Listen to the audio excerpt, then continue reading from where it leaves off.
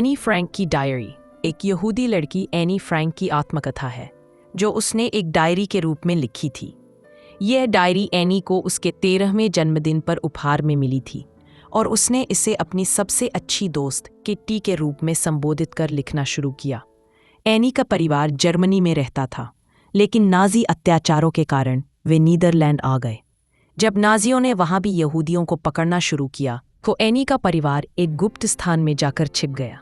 यह गुप्त ठिकाना, जिसे सीक्रेट एनेक्स कहा जाता है, उसके पिता ऑट्टो फ्रैंक के ऑफिस की इमारत के पीछे बना हुआ था। इस जगह में एनी के परिवार के अलावा एक और परिवार, वैन डैन परिवार, और बाद में एक डेंटिस्ट मिस्टर डसल भी रहने लगे। सभी को वहां बहुत सख्त नियमों का पालन करना पड़ता था। दिन में बहुत धीरे चलना, कोई शोर ना करना, खिड़कियां बंद रखना और बाहर की दुनिया से कोई संपर्क ना रखना। एनी इस कठिन जीवन के बारे में बहुत विस्तार से अपनी डायरी में लिखती है। कैसे उनका मनोबल टूटता है, कैसे वह अपनी माँ से नज़दीक नहीं है, कैसे वह एक साधारण लड़की से एक समझदार और गंभीर सोच वाली किशोरी में बदल रही है।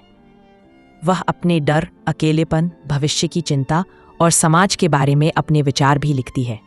एनी का जीवन और सोच बहुत परिपक्व होती जा रही थी और वह एक लेखक बनना चाहती थी ताकि उसका लिखा हमेशा लोगों तक पहुंचे।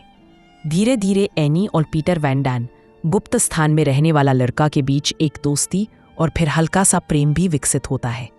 लेकिन इसी दौरान उन्हें यह डर भी सताता है कि अगर कोई उन्हें पकड़ लेगा तो उनका क्या होगा।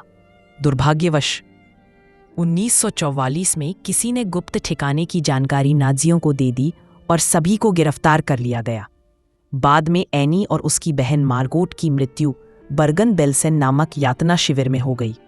एनी के पिता ऑट्टो फ्रैंक एकमात्र जीवित बचे जिन्होंने डायरी को पढ़ा और प्रकाशित करवाया।